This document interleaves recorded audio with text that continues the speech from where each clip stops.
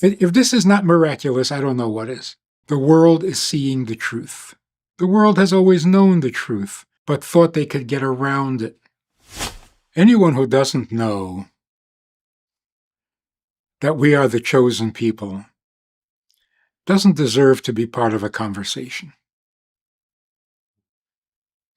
Somebody said to me recently, "How do I get my name into the Bible?" Because anyone who gets their name into the Bible, they're famous forever. Forever. Cain killed his brother Abel. That's all we know. That's all he ever did. And his name is in the Bible, and the whole world knows about him.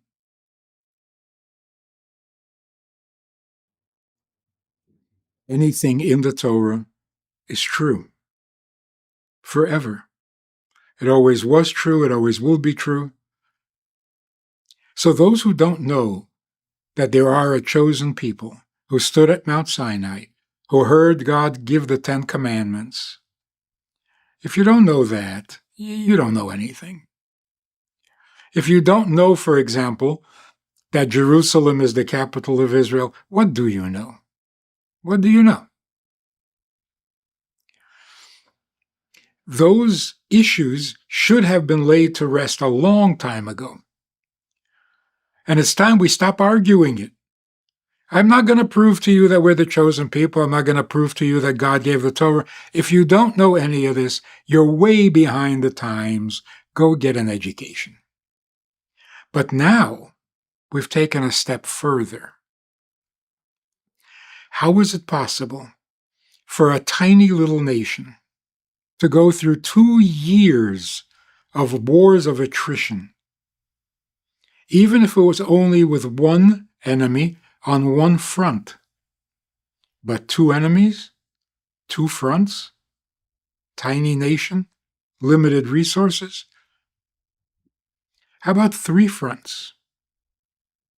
Everyone was certain Israel will grow tired. Israel will be weakened. Israel will have to surrender. Israel will be done, God forbid. Then a 4th front opened up. Then a 5th front in Yemen. And then trouble started in Yehuda and Shomron. How much can a tiny nation take? So on top of that, they decide to attack Iran.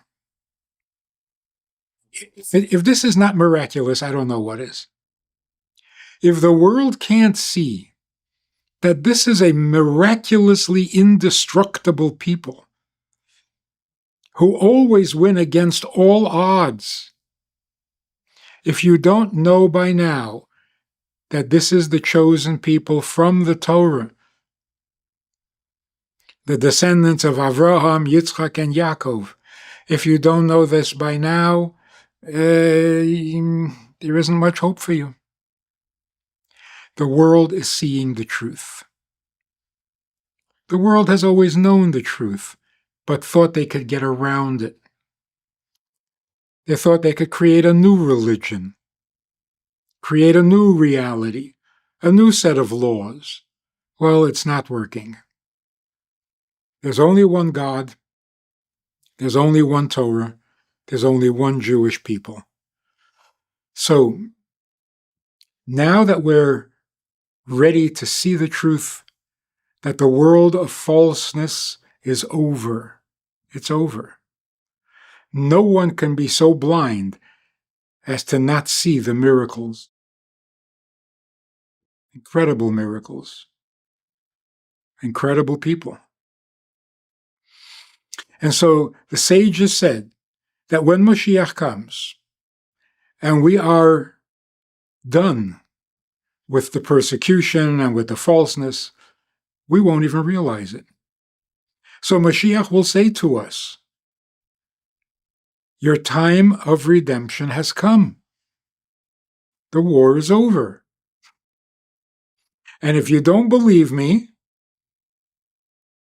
look at my light, God is saying. Look at my light that is shining on you. First of all, Mashiach will tell us that the time of redemption has come, and we won't believe him. We don't believe anybody. We're really stiff-necked people.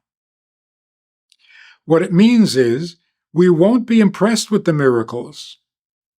We're accustomed to miracles. Our whole existence has been miraculous since the beginning. So the miracles, that proves that the war is over? So Mashiach says, you're right. Let me give you the real proof. The real proof is, look at my light that is shining on you. In very practical terms, it means the spotlight.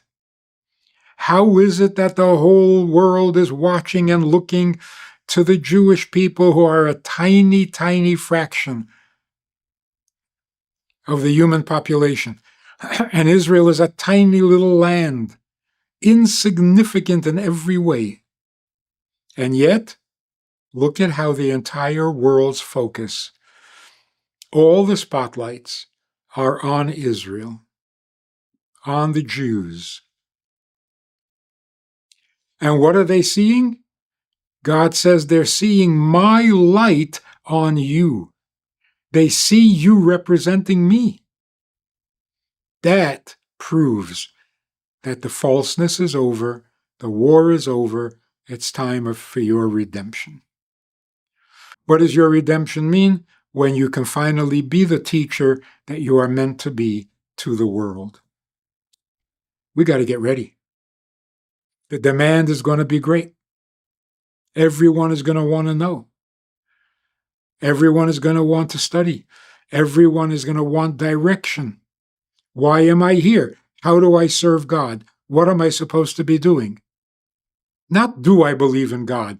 Those days are gone. The question is not, is God real? Is the Torah real? Are Jews real? No, those days are gone.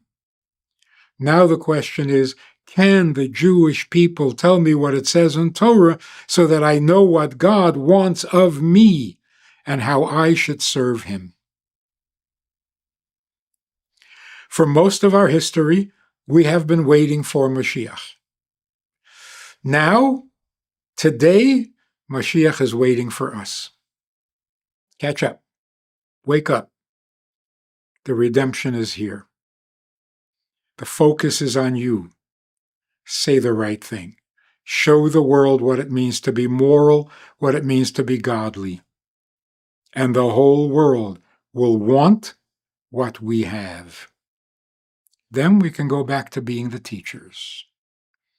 Then the world will be normal, healthy, and godly. It is really an exciting time to be alive. Yes, there's still some pain. But look at what is coming on the horizon.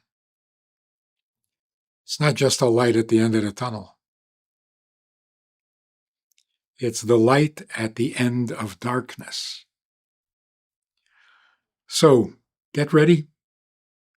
Be ready.